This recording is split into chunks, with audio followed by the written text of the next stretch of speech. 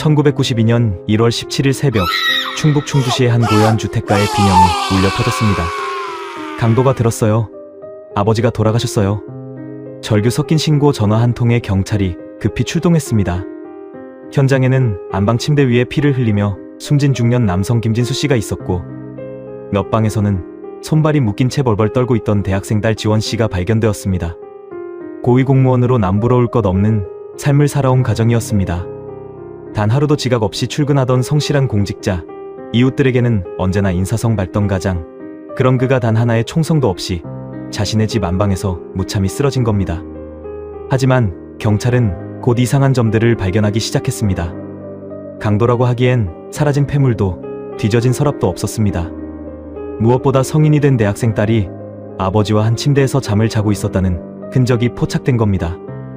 여러분, 20살이 넘은 딸이 아버지와 한 이불을 덮고 잔다.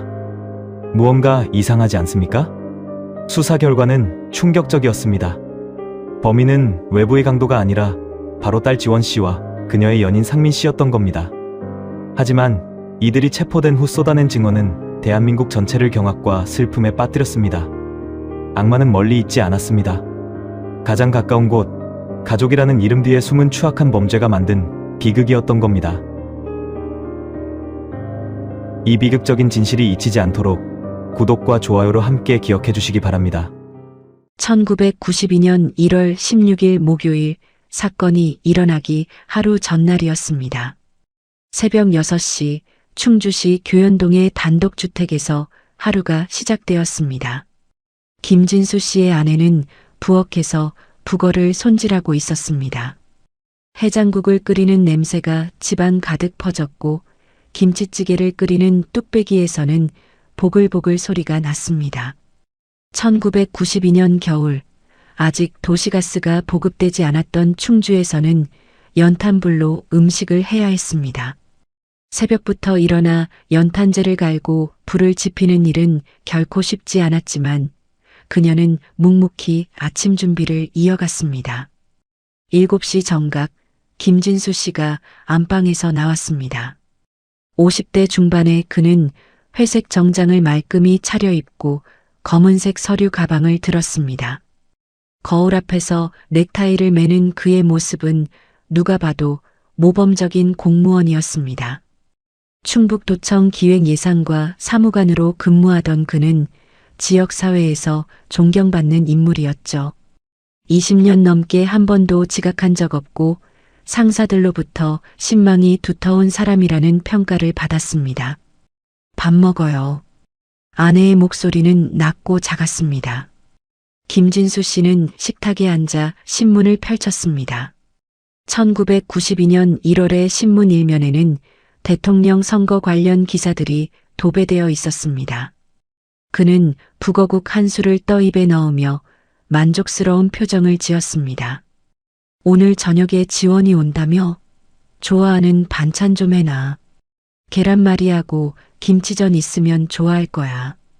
아내는 대답 없이 고개만 끄덕였습니다. 한때는 이 남자와의 재혼이 행복의 시작이라 믿었습니다.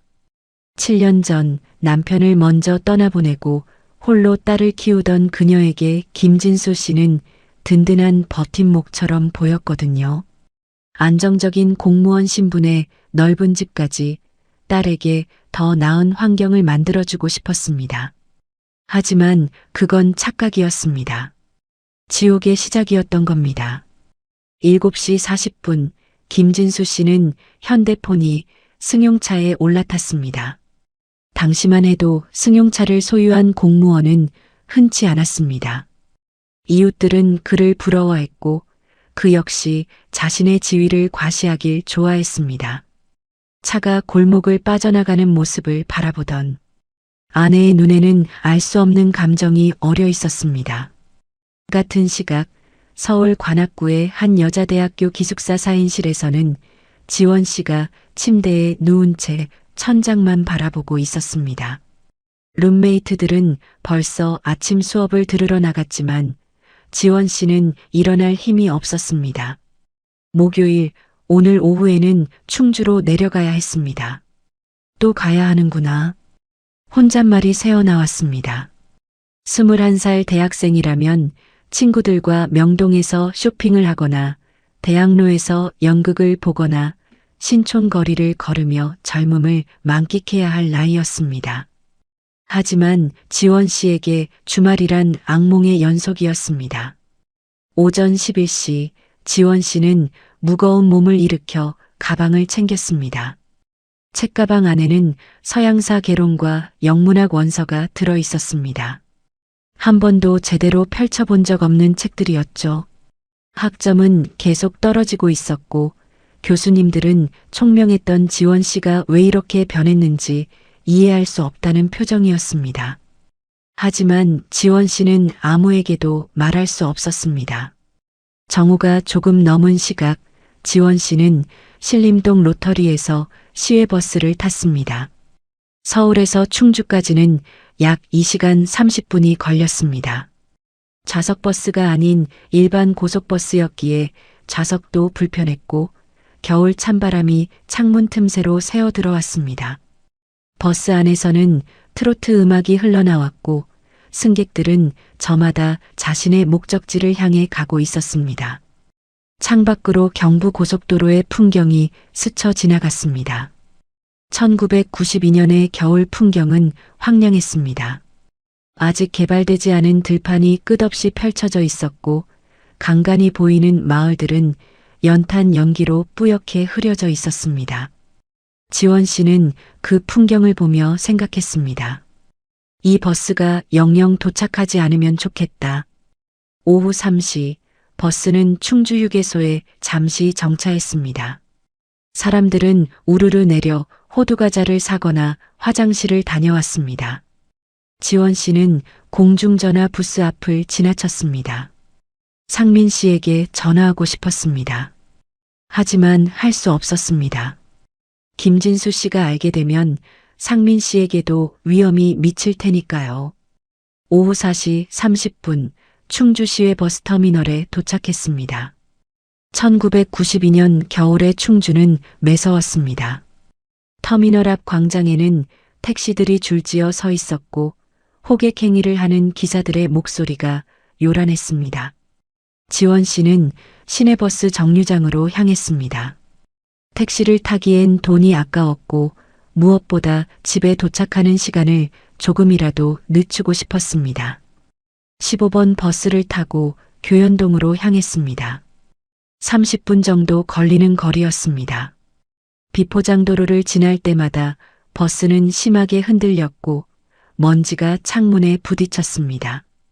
버스 안 라디오에서는 이문세의 광화문 연가가 흘러나왔습니다. 아름다운 노래였지만 지원 씨의 귀에는 들리지 않았습니다. 오후 5시 10분 집 앞 골목에 내렸습니다. 골목 입구부터 연탄 냄새가 진하게 풍겼습니다. 이웃집 굴뚝에서는 하얀 연기가 피어올랐고 골목 어귀에서는 동네 아이들이 딱지치기를 하고 있었습니다. 평화로운 풍경이었습니다. 하지만 지원 씨에게 이 골목은 지옥으로 가는 입구였습니다. 대문 앞에 어머니가 서 있었습니다. 50대 초반의 어머니는 눈에 띄게 야위어 있었습니다. 7년 전만 해도 웃음이 많던 사람이었는데 이제는 표정 자체가 굳어버린 것 같았습니다. 왔니? 어서 들어와. 어머니의 목소리는 떨리고 있었습니다. 두 사람은 서로를 바라봤습니다. 말하지 않아도 알 수 있었습니다. 모녀는 같은 지옥을 살고 있다는 것을요. 집 안으로 들어서자 부엌에서는 저녁 준비가 한창이었습니다. 된장찌개가 끓고 있었고 도마 위에는 계란이 풀어져 있었습니다. 지원 씨가 좋아한다던 계란말이를 만들 준비였습니다. 방에 들어가 있어. 아버지 곧 오실 거야. 어머니의 말에 지원 씨는 자신의 방으로 들어갔습니다. 방문을 닫았지만 문고리에는 자물쇠가 없었습니다. 김진수 씨가 2년 전에 떼어낸 것이었습니다. 이유는 간단했습니다. 언제든 들어올 수 있도록 하기 위해서였습니다. 저녁 6시 15분 현관문이 열리는 소리가 들렸습니다.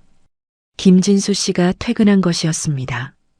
지원 씨는 방 안에서 온몸이 굳어버렸습니다. 지원이 왔어? 거실로 들어선 김진수 씨의 목소리는 다정했습니다. 방 안에서 그 목소리를 듣던 지원 씨는 이불을 꽉 움켜쥐었습니다. 저녁 6시 30분, 온 가족이 식탁에 둘러앉았습니다. 어머니가 정성껏 준비한 저녁상이 차려져 있었습니다. 따끈한 된장찌개에서 김이 모락모락 피어올랐고 노릇노릇하게 부쳐진 계란말이와 김치전도 놓여 있었습니다. 겉으로 보기엔 화목한 가족의 저녁 식사였습니다. 학교 생활은 어때? 시험은 잘 봤고? 김진수 씨가 물었습니다. 지원 씨는 고개를 숙인 채 대답했습니다. 네. 그냥 그래요. 그냥 그래. 아빠가 등록금 대주는데 열심히 해야지. 요즘 대학생들 공부 안 한다고 신문에 나던데.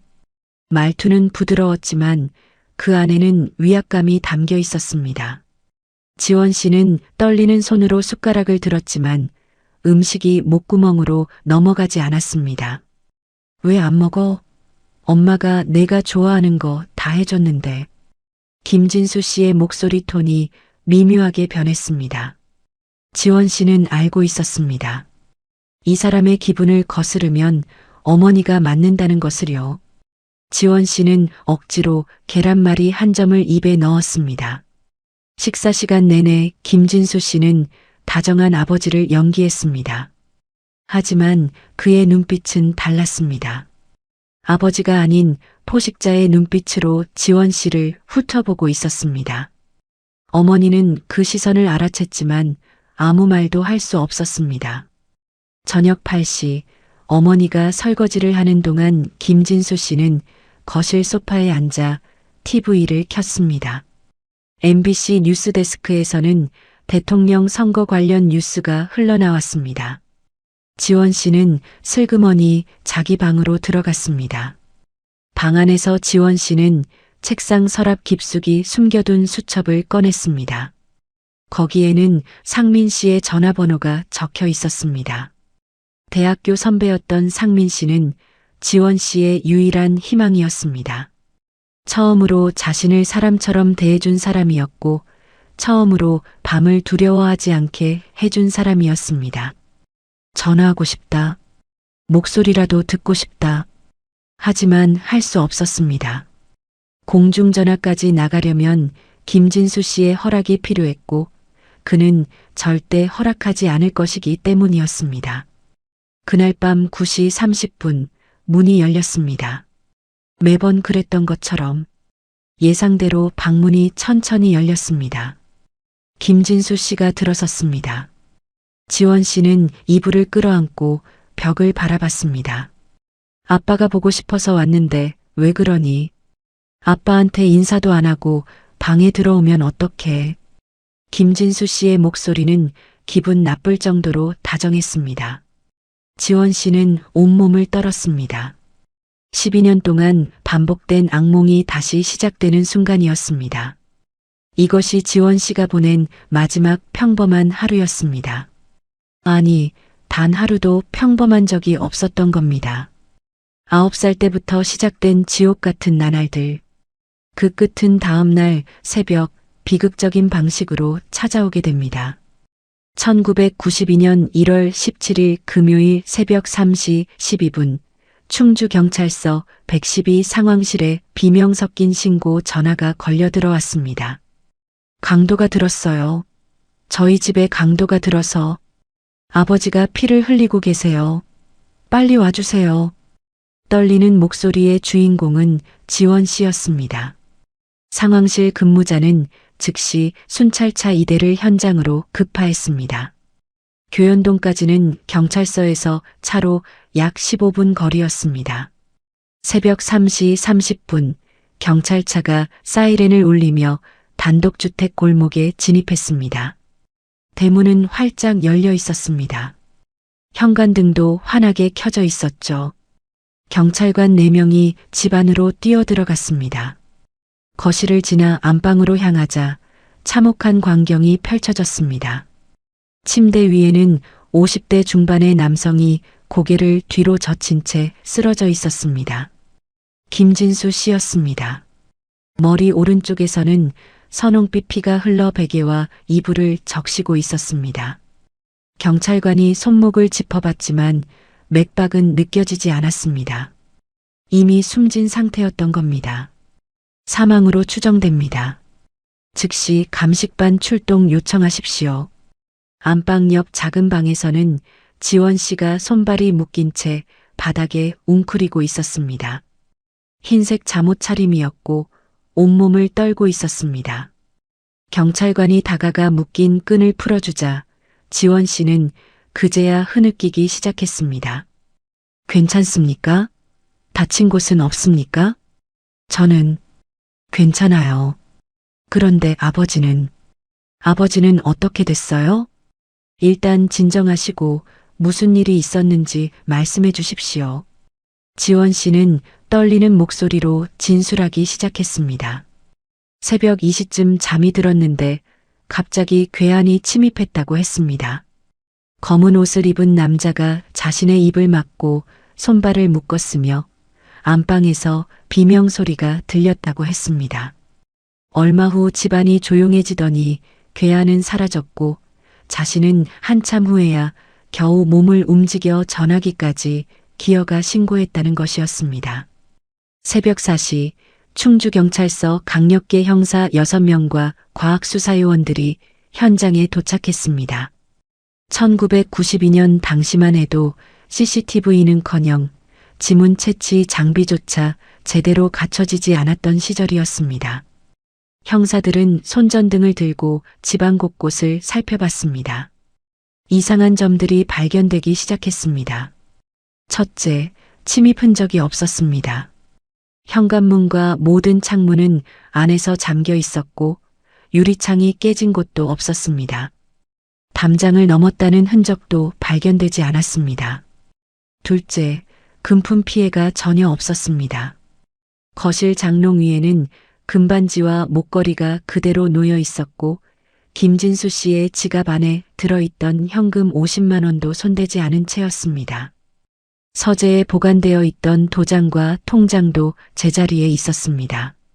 셋째, 흉기가 발견되지 않았습니다.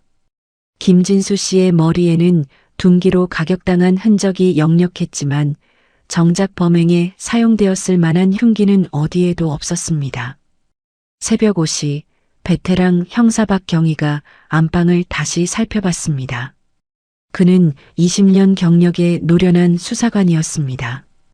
침대 주변을 꼼꼼히 관찰하던 그의 눈이 한 곳에 멈췄습니다. 베개가 2개였습니다. 그리고 이불에는 2사람이 누웠던 흔적이 뚜렷했습니다. 박경희는 거실로 나와 지원 씨에게 조심스럽게 물었습니다. 혹시 어젯밤에 아버님 방에서 주무셨습니까? 지원 씨는 잠시 망설이다가 고개를 끄덕였습니다. 네. 아버지가 무서운 꿈을 꾸셨다고 하셔서 21살 성인 여성이 아버지와 같은 침대에서 잤다는 진술. 박경희의 미간이 좁혀졌습니다. 뭔가 석연치 않았습니다. 오전 8시 국립과학수사연구소 대전지소에서 부검의가 도착했습니다. 현장 검시 결과 김진수 씨는 둔기에 의한 두개골 골절로 사망한 것으로 추정되었습니다. 사망 시각은 새벽 2시에서 3시 사이로 좁혀졌습니다. 오전 10시 경찰은 지원 씨를 경찰서로 임해 동행했습니다. 참고인 조사를 위해서였습니다. 조사실에서 지원 씨는 처음과 같은 진술을 반복했습니다.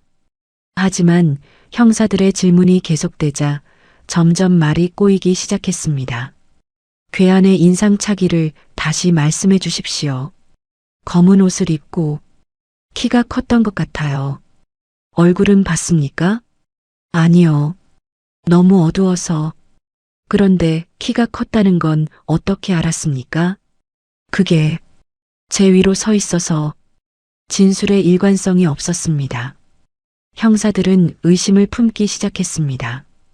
오후 2시 안방에서 결정적인 증거가 발견되었습니다. 침대 밑에서 젊은 남성의 지문이 채취된 것이었습니다. 김진수 씨의 것도 아니고 지원 씨의 것도 아닌 제3자의 지문이었습니다. 혹시 최근에 남자 손님이 집에 온 적 있습니까?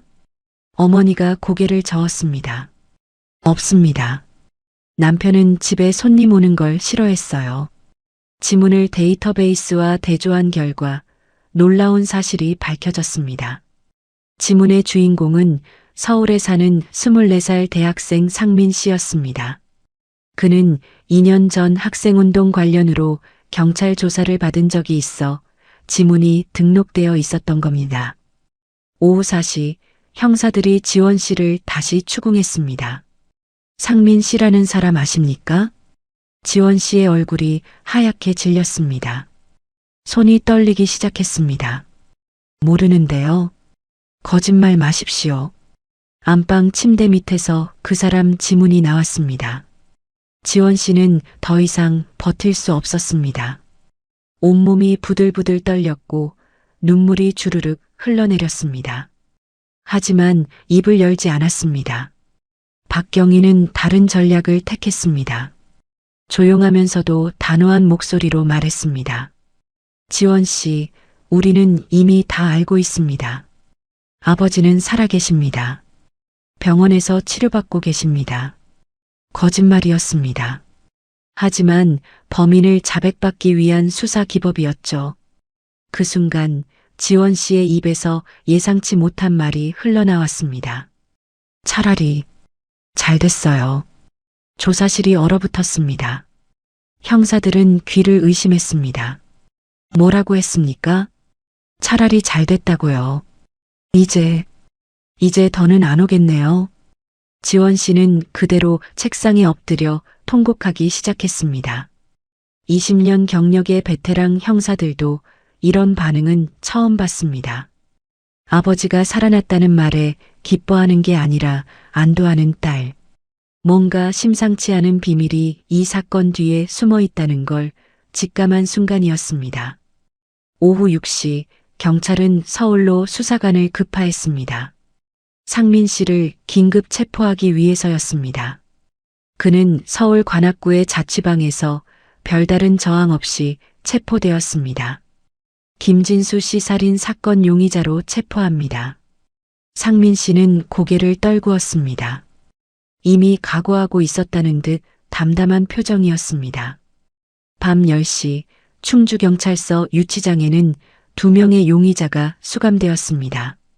지원 씨와 상민 씨. 겉으로 보기엔 평범한 대학생 커플이었습니다. 하지만 이들이 다음 날부터 쏟아낼 진술은 대한민국 전체를 충격에 빠뜨리게 됩니다. 수사는 이제 시작이었습니다. 강도 사건으로 위장된 살인, 그 이면에 숨겨진 참혹한 진실이 서서히 드러나기 시작했습니다. 1992년 1월 18일 토요일 오전 9시 충주경찰서 조사실에서는 지원 씨에 대한 본격적인 조사가 시작되었습니다.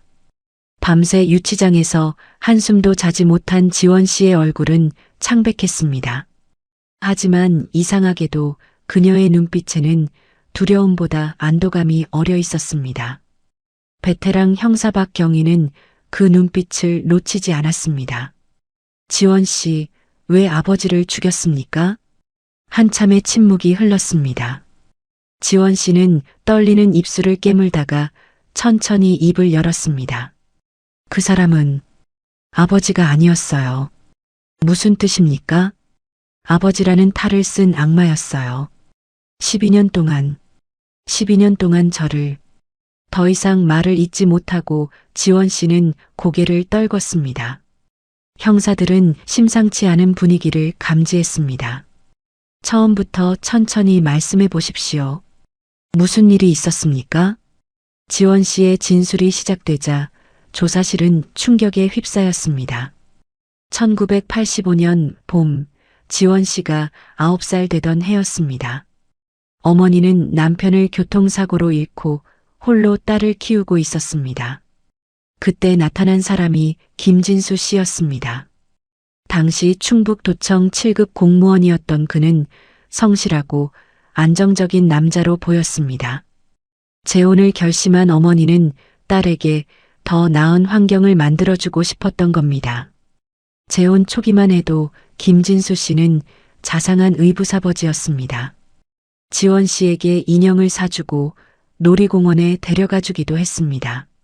하지만 그건 가면이었습니다.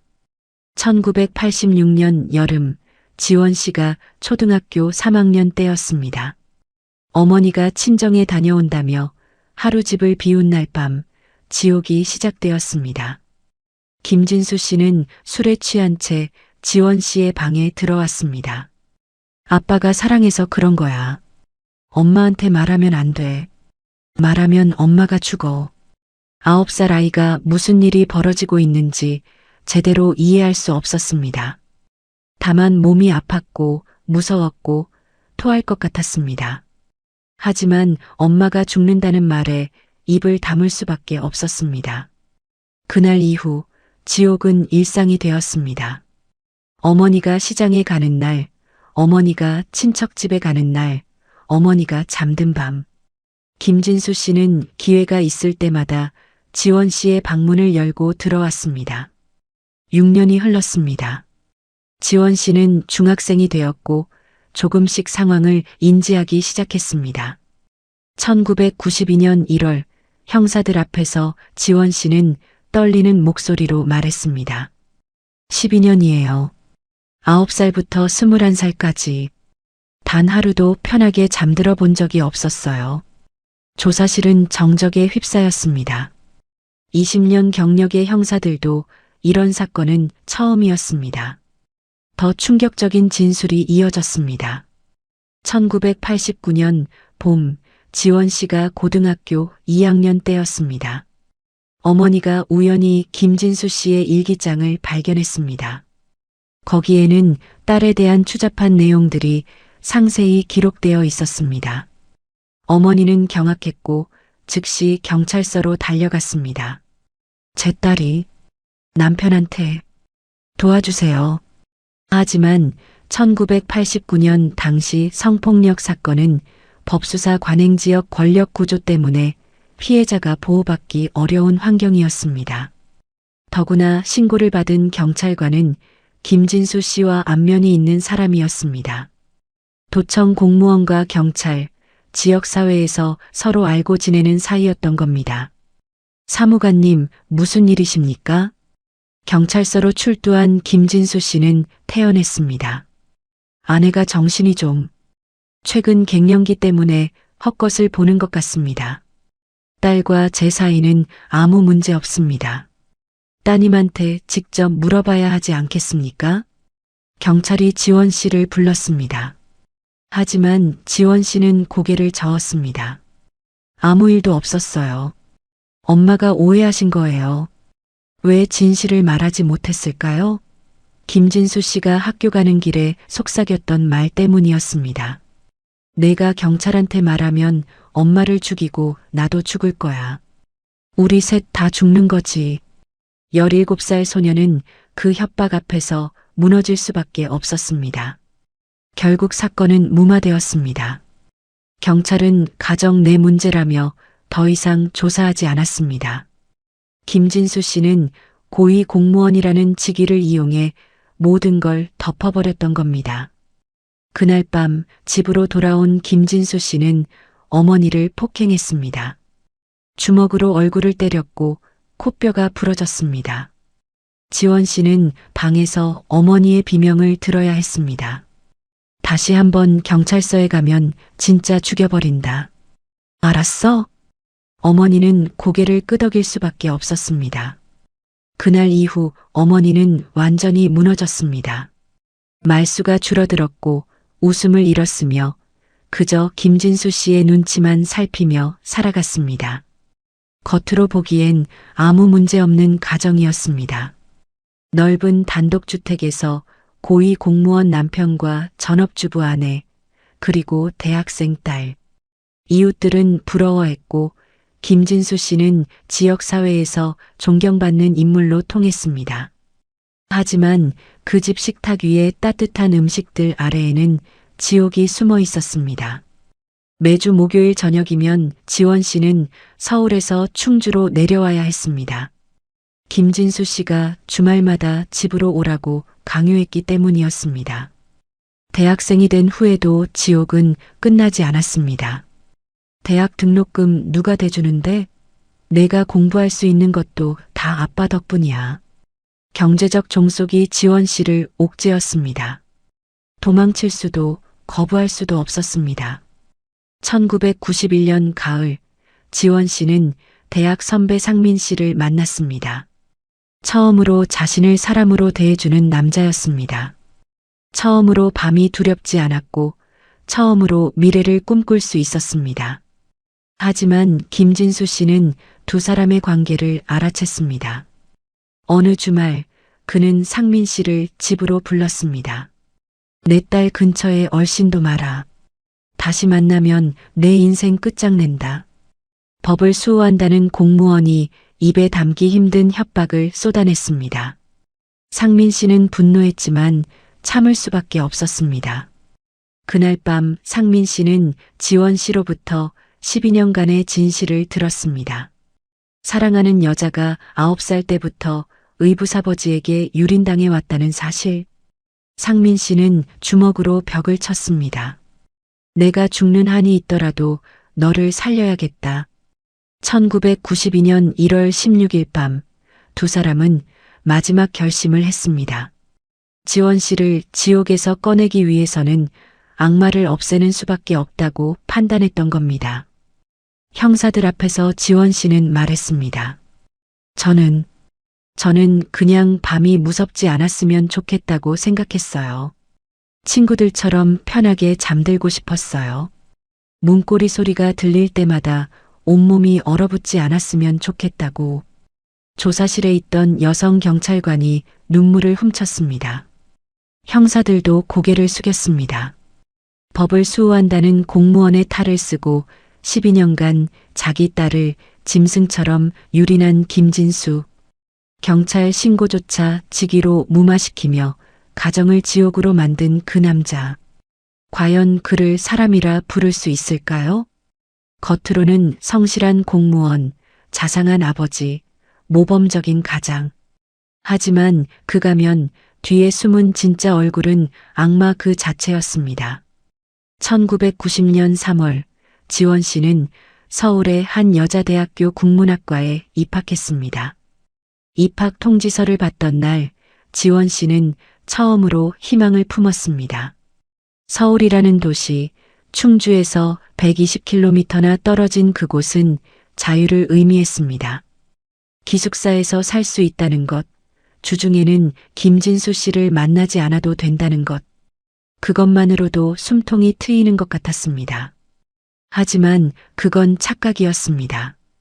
입학식을 마친 다음 주 금요일, 김진수 씨에게서 전화가 걸려왔습니다. 기숙사 공중전화로 걸려온 그 전화는 차가웠습니다. 이번 주말에 집에 와. 아빠가 보고 싶어? 과 모임이 있어서요. 등록금 누가 냈는데? 매주 토요일은 집에 오는 거야. 알았지? 전화를 끊고 나서 지원 씨는 공중전화 부스에서 한참을 울었습니다. 대학에 가면 끝날 줄 알았습니다.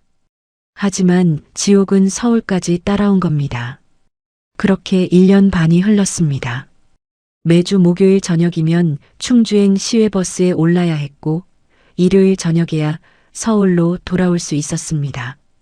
친구들이 주말마다 명동에서 쇼핑하고 대학로에서 연극을 볼 때 지원 씨는 지옥을 오가는 왕복 5시간의 버스 안에 갇혀 있었습니다. 학점은 계속 떨어졌습니다. 1학년 1학기 평점 3.8이었던 성적은 2학년 1학기에 2.1까지 추락했습니다. 수업에 집중할 수 없었고 교재를 펼쳐도 글자가 눈에 들어오지 않았습니다. 교수님들은 총명했던 학생이 왜 이렇게 변했느냐며 안타까워했지만 지원 씨는 아무 말도 할 수 없었습니다. 1991년 9월 2학년 2학기가 시작되었습니다.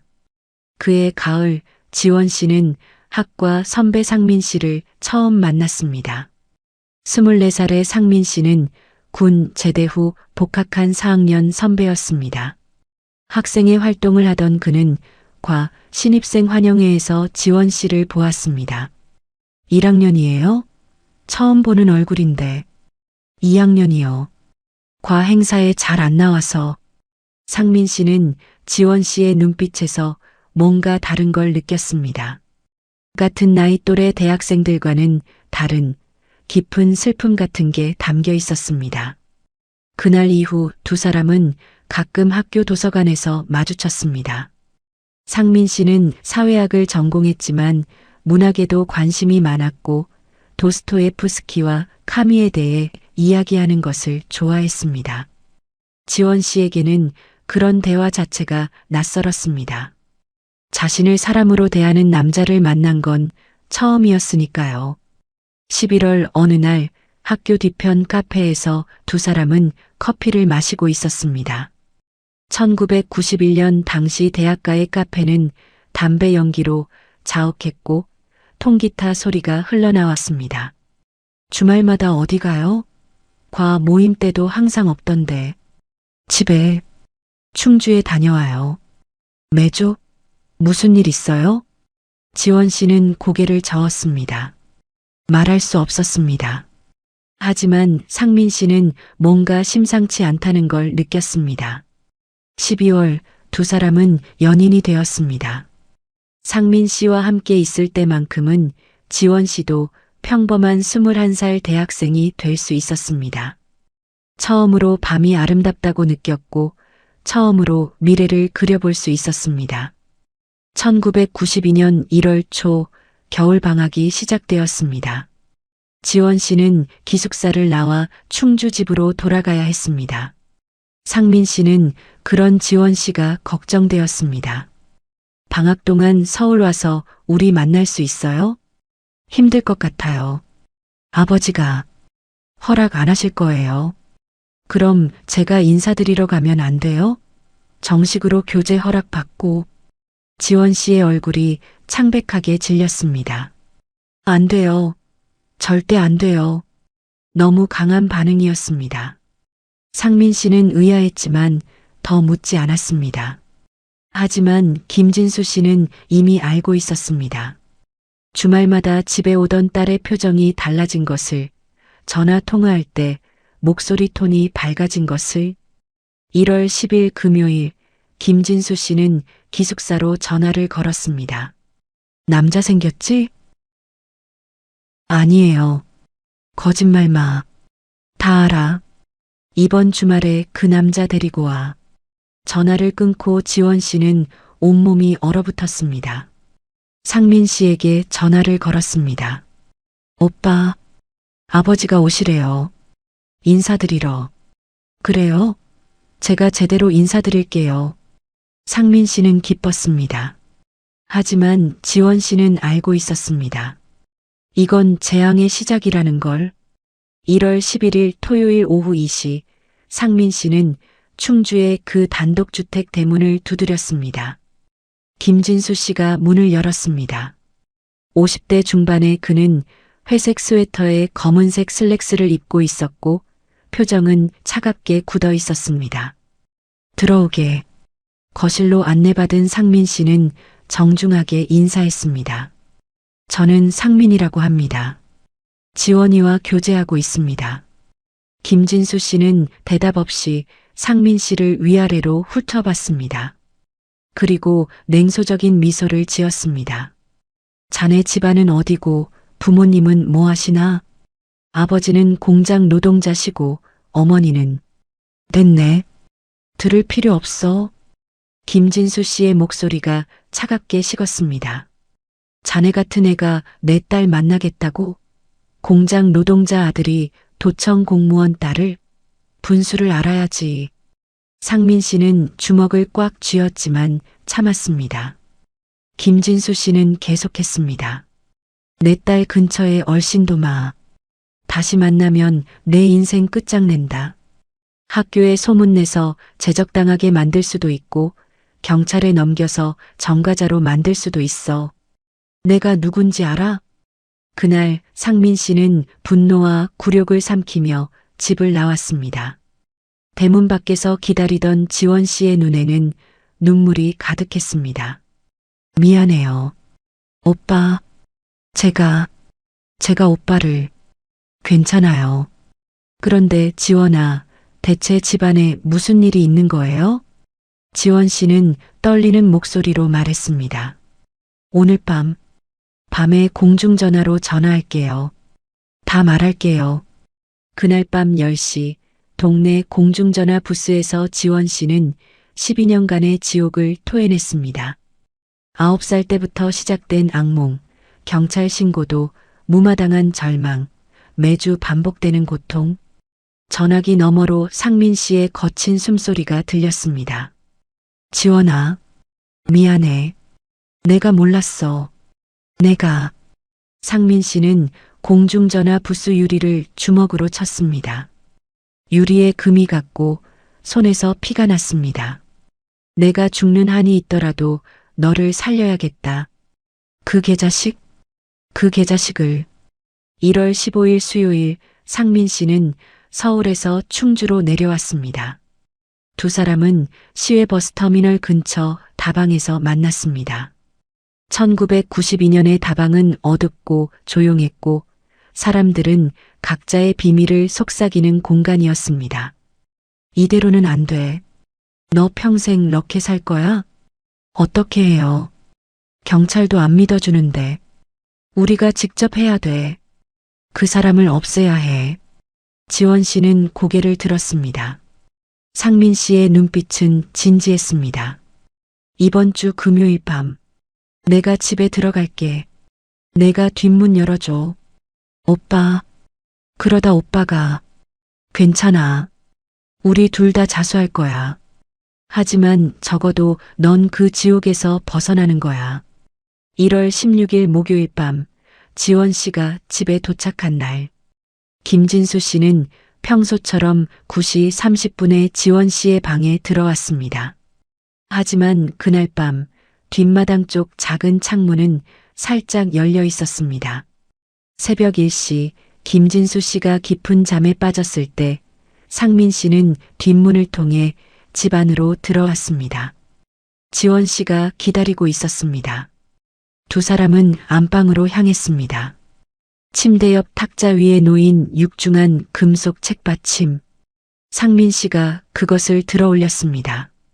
김진수 씨는 코를 골며 자고 있었습니다.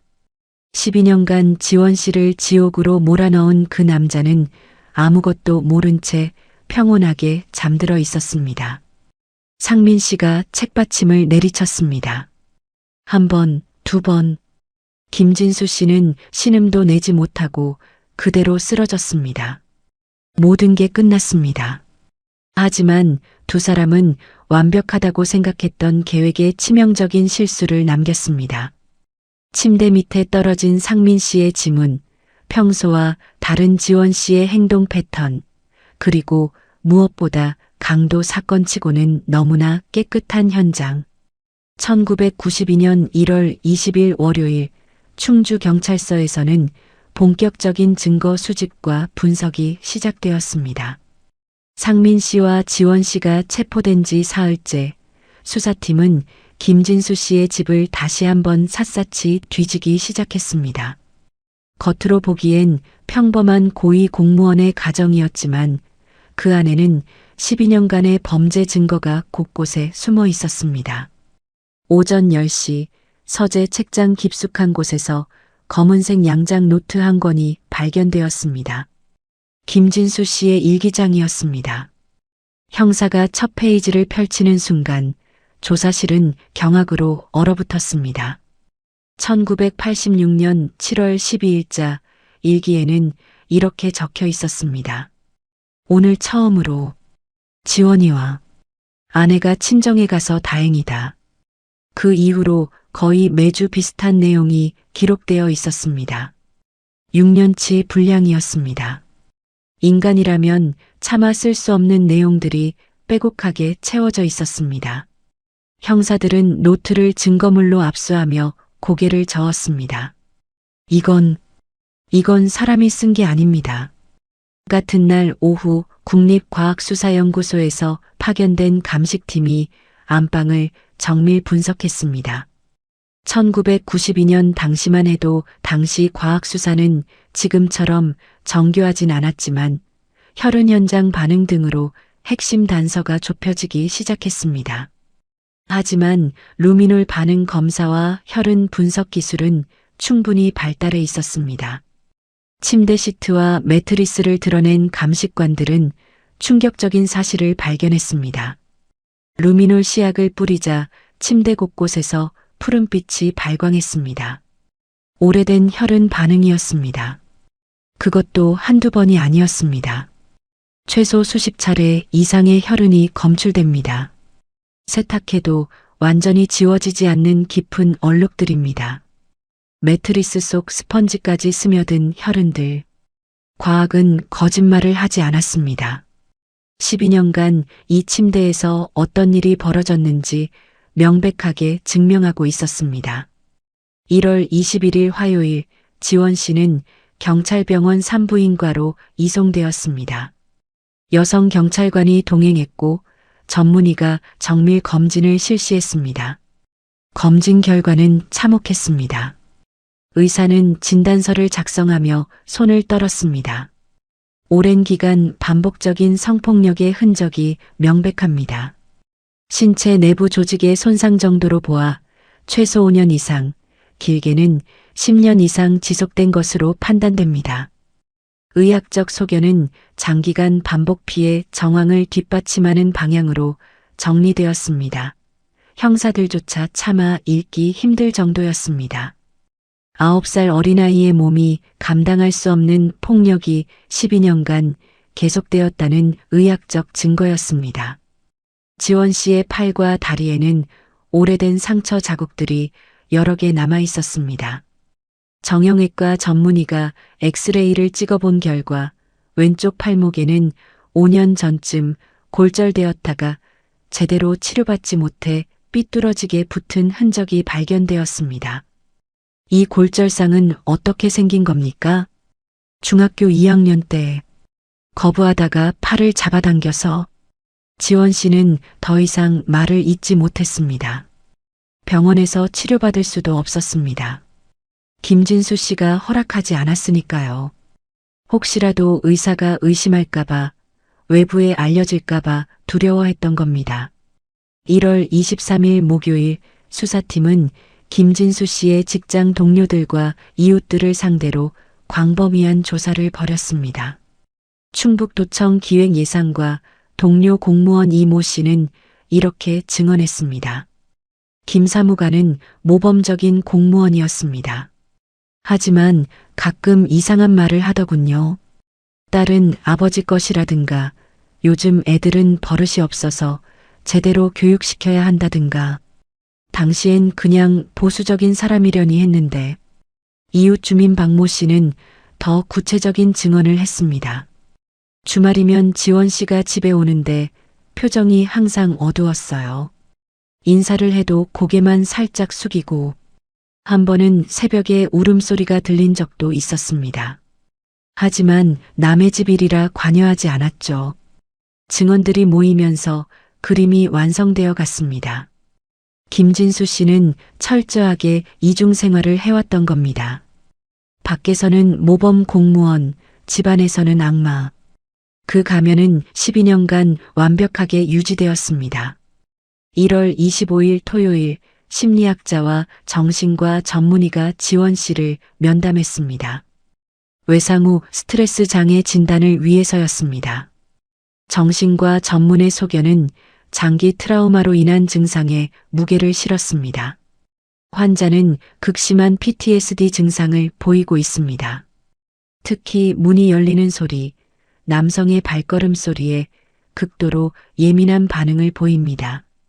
A는 장기간의 반복적 트라우마에서 비롯된 것으로 환자에게 이 범행은 생존을 위한 불가피한 선택이었을 가능성이 높습니다. 정신과 진단서에는 더 자세한 내용이 기록되었습니다.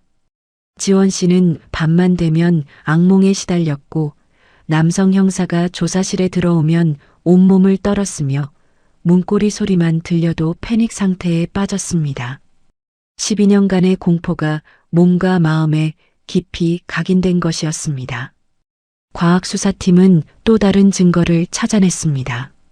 지원 씨의 방 책상 서랍 안쪽 바닥에 붙어있던 작은 메모지였습니다. 연필로 희미하게 적힌 글씨들. 1991년 10월 3일 또 1991년 11월 9일 엄마 친정. 1991년 12월 14일 안 돼. 날짜와 단어 몇 개만 적힌 메모들이었지만 이건 역시 지원 씨가 견뎌온 지옥을 증명하는 기록이었습니다. 자신이 당한 일을 기억하기 위해 혹은 언젠가 증거로 사용하기 위해 남긴 흔적이었던 겁니다. 1월 28일 화요일 모든 과학적 분석 결과가 종합되었습니다. 일기장, 혈흔 분석, 의학적 검진, 정신과 소견, 주변 증언. 모든 증거가 한 가지 진실을 가리키고 있었습니다. 김진수 씨는 12년간 의붓딸을 지속적으로 성폭행한 범죄자였고 지원 씨와 상민 씨의 살인은 그 지옥에서 벗어나기 위한 절박한 선택이었다는 것. 수사를 총괄하던 박경희는 최종 수사보고서를 작성하며 이렇게 적었습니다. 본 사건은 단순 살인이 아닌 12년간의 지속적 성폭력에 대한 정당방위적 성격이 강하다고 판단됩니다. 피해자 김진수는 공무원이라는 지위를 이용해 범죄를 은폐했으며 1989년 경찰 신고조차 무마시킨 바 있습니다.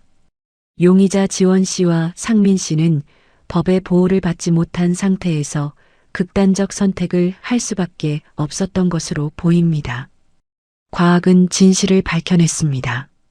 루미놀 반응이 보여준 침대의 혈흔, 의학이 증명한 12년간의 상처, 정신과가 진단한 깊은 트라우마, 숫자와 데이터로 표현된 냉정한 증거들이었지만 그 안에는 한 소녀가 견뎌온 지옥이 고스란히 담겨 있었습니다.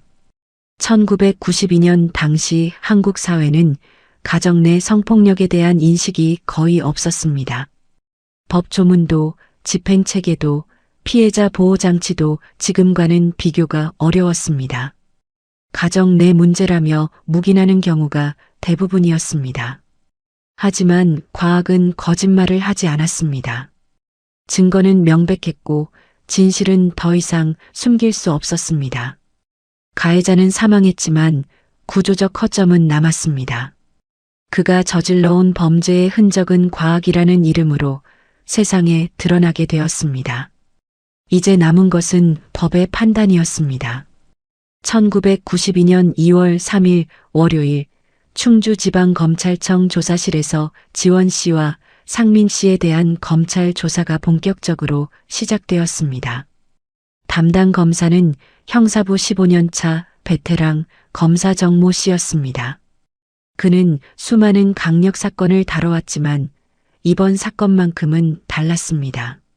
서류를 읽으면서도 몇 번이나 한숨을 내쉬었고 조사를 시작하기 전 한참을 망설였습니다. 지원 씨, 1992년 1월 17일 새벽에 일어난 일을 처음부터 끝까지 진술해 주십시오. 지원 씨는 고개를 숙인 채 떨리는 목소리로 말하기 시작했습니다. 1월 16일 목요일 밤 11시쯤 저는 상민 오빠에게 전화했어요. 집 근처 공중전화에서 오늘 밤 오세요라고 했습니다. 계획된 범행이었습니까? 네. 저희는 이틀 전부터 계획했습니다. 더 이상 다른 방법이 없었어요. 검사는 기록하며 물었습니다. 왜 다른 방법이 없다고 생각했습니까? 다시 경찰에 신고할 수도 있었을 텐데. 지원 씨가 고개를 들었습니다. 눈물 자국이 선명한 얼굴에는 절망이 어려 있었습니다. 1989년에 엄마가 신고했어요. 하지만 경찰은 아무것도 안 했어요. 오히려 그날 밤 엄마는 맞았고 저는 더 심한 일을 당했어요. 경찰도 법도 아무도 저를 지켜주지 않았어요. 조사실이 무거운 침묵에 잠겼습니다. 검사는 잠시 말을 멈추고 물 한 잔을 따라 건넸습니다. 계속하십시오. 새벽 1시쯤 상민 오빠가 뒷문으로 들어왔어요. 제가 미리 잠금 장치를 풀어놨거든요. 오빠는 검은색 트레이닝복을 입고 있었고 가방에 장갑을 가지고 왔어요. 그리고 안방으로 갔어요. 김진수는 그 사람은 깊게 자고 있었어요. 평소에도 술을 마시고 자면 잘 안 깨는 사람이었거든요. 지원 씨의 목소리가 점점 작아졌습니다. 침대 옆 탁자에 책받침이 있었어요. 무거운 금속 책받침. 상민 오빠가 그걸 들었고 저는 눈을 감았어요. 쿵 소리가 났어요. 한 번, 그리고 다시 한 번. 당신은 무엇을 했습니까? 저는 그냥 서 있었어요. 12년 동안 꿈꿔왔어요. 이 순간을, 더 이상 문고리 소리가 무섭지 않은 날을. 검사가 물었습니다. 범행 후에는 어떻게 했습니까? 책받침은 상민 오빠가 가방에 넣어서 가져갔어요. 나중에 충주댐에 버렸다고 했어요. 그리고 저를 제 방으로 데려가서 손발을 묶었어요. 강도 사건처럼 보이게 하려고. 금품은 가져가지 않았습니까? 아니요. 저희는 돈이 필요해서 한 게 아니에요. 그냥 제가 사람답게 살고 싶었어요. 같은 시각 옆 조사실에서는 상민 씨가 조사를 받고 있었습니다. 상민 씨, 당신은 왜 살인을 결심했습니까? 상민 씨는 주먹을 꽉 쥔 채 대답했습니다. 지원이가 12년 동안 당한 일을 들었을 때 저는 인간으로서 할 수 있는 모든 분노를 느꼈습니다.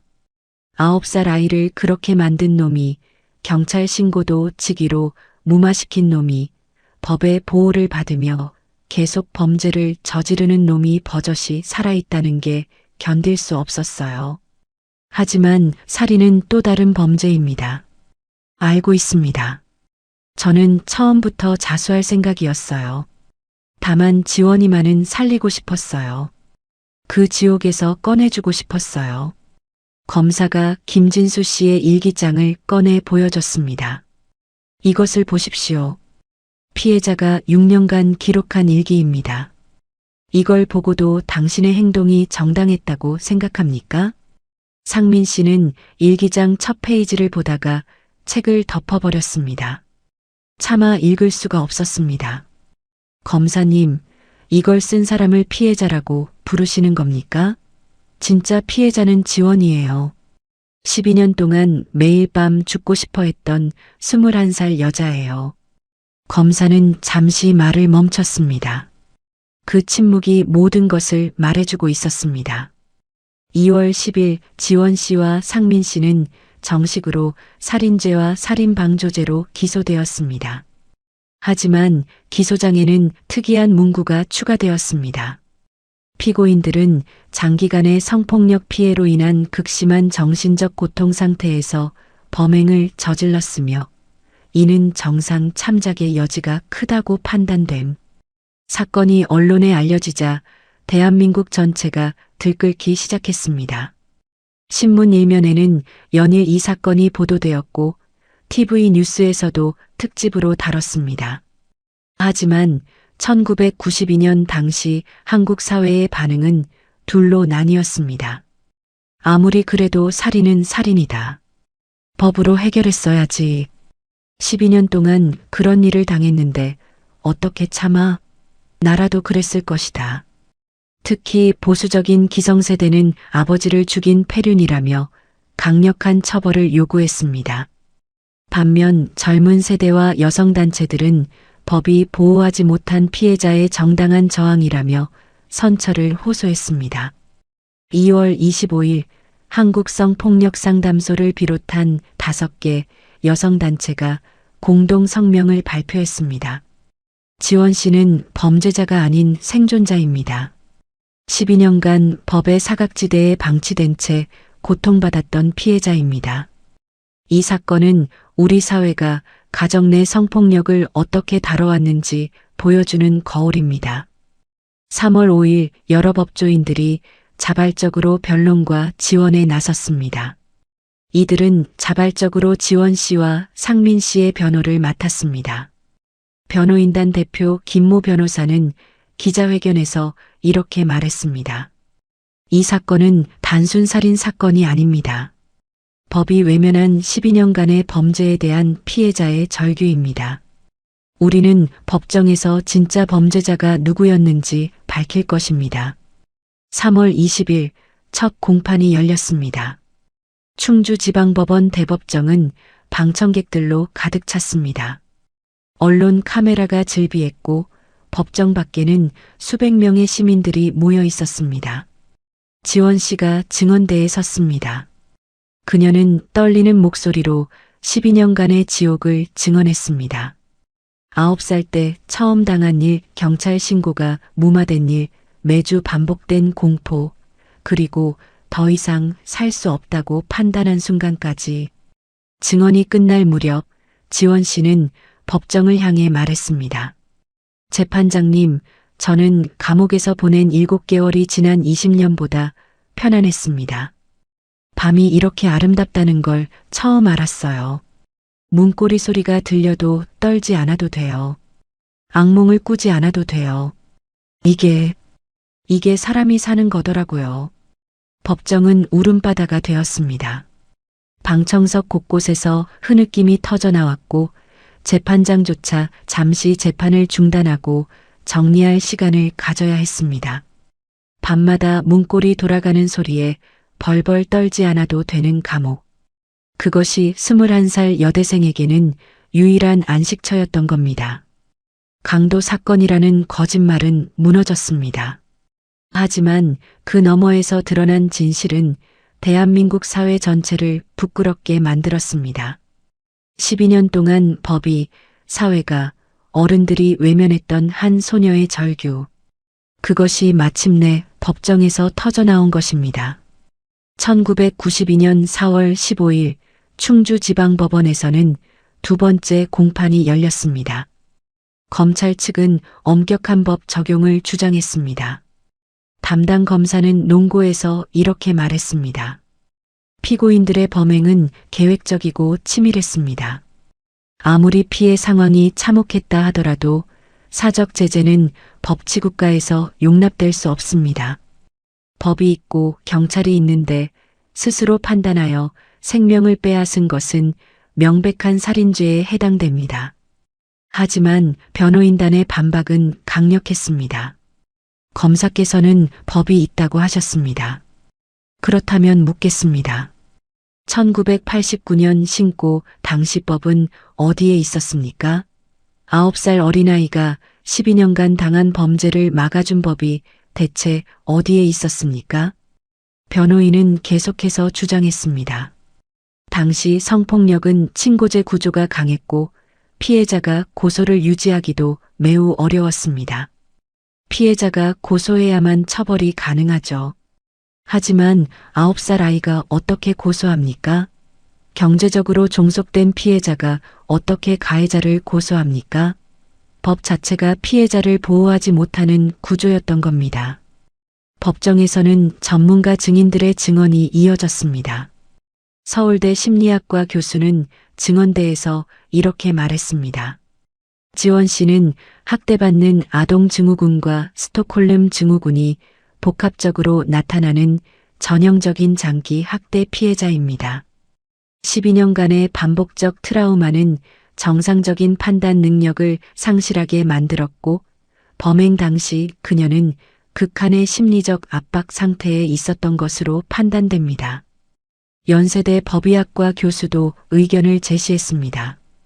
피해자 김진수의 시신에서 발견된 상흔과 지원 씨 신체의 손상 정도를 종합하면 이는 일회성 범죄가 아닌 장기간의 조직적 학대였음이 명백합니다.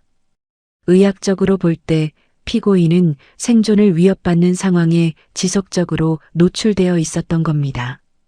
4월 29일 세 번째 공판에서는 지원 씨의 어머니가 증인으로 나왔습니다. 50대 초반의 어머니는 증언대에 서자마자 무릎을 꿇었습니다. 제 잘못입니다. 제가 딸을 지옥으로 데려간 겁니다. 1989년에 경찰이 아무것도 안 해줬을 때 제가 딸을 데리고 도망쳤어야 했어요. 그런데 저는 겁이 났어요. 돈도 없고 갈 곳도 없어서. 어머니는 통곡했습니다. 법정은 다시 한번 숙연해졌습니다. 재판장님, 제 딸을 살려주세요. 제발. 이 아이는 잘못이 없어요. 잘못은 저한테 있어요. 재판이 진행되는 동안 사건은 전국적인 이슈가 되었습니다. 5월 들어 여성단체와 시민단체들이 본격적으로 움직이기 시작했습니다. 서울 도심에서도 연대 목소리가 커졌습니다. 지원 씨를 구하라. 가정 내 성폭력 처벌법을 만들어라. 피켓을 든 시민들의 목소리가 광화문 일대를 가득 채웠습니다. 대학가에서도 지지 시위가 이어졌고 전국 70여 개 대학 학생회가 연대 성명을 발표했습니다. 반면 보수 단체들은 반대 입장을 고수했습니다. 법을 무시한 사적 제재를 정당화하면 사회 질서가 무너진다. 가정의 문제는 가정에서 해결해야 한다. 하지만 이러한 주장은 점차 힘을 잃어갔습니다. 언론이 김진수 씨의 일기장 일부를 공개하면서 여론은 완전히 지원 씨 편으로 기울었던 겁니다. 이 사건을 포함한 사회적 문제의식이 쌓이며 이후 1994년 성폭력 특별법 제정으로 이어졌습니다. 법사위원장은 기자회견에서 이렇게 밝혔습니다. 지원 씨 사건은 우리 법체계의 허점을 적나라하게 드러냈습니다. 가정 내 성폭력을 친고죄로 규정한 현행법은 피해자를 보호하지 못합니다. 조속히 특별법을 제정하여 이런 비극이 반복되지 않도록 하겠습니다. 6월 18일 최종 변론이 진행되었습니다. 변호인단 대표는 최후 변론에서 눈물을 흘리며 말했습니다. 재판장님, 이 사건의 진짜 범죄자는 이미 죽었습니다. 김진수라는 이름의 악마가 12년간 저질러온 범죄는 그 어떤 살인보다 잔혹했습니다. 지원 씨와 상민 씨는 범죄자가 아니라 생존자입니다. 법이 보호하지 못한 피해자들입니다. 검찰 측도 입장을 바꿨습니다. 논고를 담당했던 검사는 최후 의견에서 이렇게 말했습니다. 검찰 측 입장도 재판 과정에서 드러난 사정들을 반영해 흔들리기 시작했습니다. 재판 과정에서 드러난 정황을 종합할 때 피고인들에게 최대한의 선처를 부탁드립니다. 7월 3일 금요일 오전 10시 선고 공판이 열렸습니다. 법정은 인산인해를 이뤘습니다. 방청권을 얻지 못한 수백 명의 시민들이 법원 앞 광장에 모여 있었고 전국의 언론이 생중계 준비를 마쳤습니다. 재판장이 판결문을 낭독하기 시작했습니다. 피고인 지원에 대하여 살인죄로 징역 3년에 집행유예 5년을 선고한다. 피고인 상민에 대하여 살인방조죄로 징역 2년에 집행유예 4년을 선고한다. 법정이 술렁였습니다. 집행유예, 즉 당장 풀려난다는 의미였습니다. 재판장은 판결 이유를 설명했습니다. 피고인 지원은 9세 때부터 21세까지 12년간 의부사버지로부터 지속적인 성폭력을 당했다. 1989년 경찰 신고 이후에도 상황은 개선되지 않았고 오히려 가해자는 공무원이라는 지위를 이용해 범죄를 은폐했다. 피고인은 법의 보호를 전혀 받지 못한 상태에서 생존을 위한 극단적 선택을 할 수밖에 없었던 것으로 판단된다. 재판장은 목소리를 높였습니다. 이 사건의 진정한 범죄자는 피해자로 기록된 김진수다. 그는 12년간 친딸처럼 키워야 할 아이를 지속적으로 유린했고 법과 권력을 악용하여 범죄를 지속했다. 본 재판부는 김진수야말로 극형에 처해져야 마땅한 흉악범이었다고 판단한다. 판결문 낭독이 끝나자 법정은 환호와 눈물로 가득 찼습니다. 지원 씨는 그 자리에서 무릎을 꿇고 울었고 상민 씨가 그녀를 부축했습니다. 법원 앞 광장에 모여있던 시민들도 환호했습니다. 현수막이 펼쳐졌고 꽃다발이 터졌습니다. 그날 저녁 지원 씨는 7개월 만에 자유의 몸이 되었습니다. 유치장을 나서는 그녀를 수백 명의 시민들이 박수로 맞이했습니다. 지원 씨는 카메라 앞에서 짧게 소감을 밝혔습니다. 감사합니다. 이제 밤을 무서워하지 않아도 되겠죠. 문고리 소리 때문에 깨지 않아도 되고, 저처럼 고통받는 아이들이 더 이상 없었으면 좋겠어요. 1994년 1월 5일 마침내 성폭력 특별법이 제정되었습니다.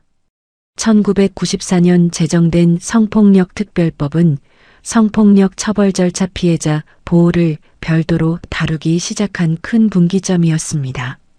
법안 제1조에는 이렇게 명시되었습니다. 이 법은 성폭력 범죄를 예방하고 그 피해자를 보호하며 성폭력 범죄의 처벌 및 절차에 관한 특례를 규정함을 목적으로 한다. 김진수는 죽어서 사라졌습니다. 법의 심판도 받지 못했고 감옥에 갇히지도 않았습니다. 하지만 그가 남긴 범죄는 대한민국의 법을 바꿨습니다. 악마는 죽었지만 그가 저지른 악행은 역설적으로 수많은 피해자를 구하는 법의 탄생으로 이어졌던 겁니다. 김진수라는 이름은 법정에서 진정한 범죄자로 선언되었고 역사에는 성폭력 특별법 제정의 계기가 된 가해자로 기록되었습니다. 그것이 그가 받은 비참한 말로였습니다. 선고 이후 지원 씨는 사회의 시선이라는 또 다른 벽을 마주하게 됩니다. 진짜 시련은 그때부터 시작이었습니다. 법정에서는 이겼지만 세상의 시선은 여전히 차가웠습니다. 아버지를 죽인 딸이라는 낙인은 쉽게 지워지지 않았습니다. 지원 씨는 대학으로 돌아가지 못했습니다. 복학을 신청했지만 학교의 분위기는 냉랭했습니다. 교수들은 동정했지만 일부 학생들은 수군거렸습니다. 결국 지원 씨는 자퇴를 선택했습니다. 상민 씨도 마찬가지였습니다. 졸업을 앞둔 4학년이었지만 취업은 불가능했습니다. 이력서를 내도 그 사건의 당사자라는 이유로 번번이 거절당했습니다. 1993년 봄 두 사람은 서울을 떠났습니다.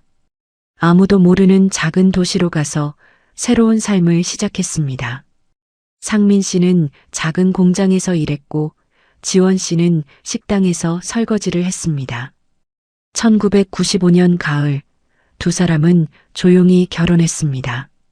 하객도 없었고 화려한 예식도 없었습니다. 동사무소에서 혼인신고서에 도장을 찍는 것이 전부였습니다. 하지만 지원 씨는 그날 처음으로 진짜 웃음을 지었다고 합니다. 이제 제 이름으로 살 수 있어요. 지원 씨의 어머니는 사건 이후 정신병원에 입원했습니다. 딸을 지옥으로 데려갔다는 죄책감이 그녀를 무너뜨렸습니다. 1997년 어머니는 병원에서 조용히 세상을 떠났습니다. 임종 직전 딸에게 남긴 마지막 말은 이것이었습니다. 미안해. 엄마가 너를 지켜주지 못해서. 그 사건으로 탄생한 성폭력 특별법은 1990년대 후반부터 본격적으로 효력을 발휘하기 시작했습니다. 가정 내 성폭력이 더 이상 집안일로 치부되지 않게 되었고 친고죄 조항도 점차 개정되었습니다. 2000년대 들어 시간이 지나며 피해자 보호 체계와 인식은 서서히 바뀌기 시작했습니다. 2010년 한 여성단체가 지원 씨를 찾아왔습니다. 강연을 부탁하기 위해서였습니다. 하지만 지원 씨는 정중히 거절했습니다. 저는 그냥 평범하게 살고 싶어요. 아무도 저를 특별하게 보지 않았으면 좋겠어요. 지원 씨가 원했던 건 거창한 게 아니었습니다. 그저 밤에 편히 잠들 수 있는 것, 문소리에 놀라지 않는 것, 평범한 일상을 누리는 것. 그게 전부였습니다. 가족이라는 이름은 때로 가장 따뜻한 울타리가 되기도 하지만 때로는 가장 잔인한 감옥이 되기도 합니다. 김진수는 법적으로는 아버지였지만 실제로는 악마였습니다. 피로 맺어진 관계가 아니라고 해서 가족이라는 이름을 빙자한 범죄가 정당화될 수는 없습니다. 진짜 가족은 혈연이 아니라 서로를 지켜주는 마음으로 만들어지는 것입니다. 상민 씨가 지원 씨를 위해 모든 걸 걸었을 때 그들은 이미 진짜 가족이 되어 있었습니다. 우리 주변에는 아직도 지원 씨처럼 숨죽여 울고 있는 사람들이 있을지 모릅니다. 가족이라는 이름 뒤에 숨어 고통받는 아이들, 법의 사각지대에서 신음하는 피해자들. 그들에게 필요한 건 동정이 아니라 진짜 보호입니다. 법이 닿지 않는 곳까지 손을 뻗어야 하고 목소리를 낼 수 없는 이들의 말을 들어야 합니다. 돈보다 귀한 것은 사람의 존엄입니다. 권력보다 중요한 것은 약자를 지키는 용기입니다. 가족이라는 이름으로 행해지는 그 어떤 폭력도 정당화될 수 없습니다. 1992년 그 추운 겨울, 21살 여대생이 절규했던 그 목소리. 우리는 그것을 잊지 말아야 합니다. 봉인된 사건 파일, 1992년 의붓아버지 살인사건의 기록을 여기서 마칩니다. 잊혀진 이름들, 사라진 진실, 그날의 흔적들. 봉인된 사건 노트에서 흔적을 찾아드리겠습니다. 지금까지 봉인된 사건 노트였습니다. 시청해주셔서 감사합니다.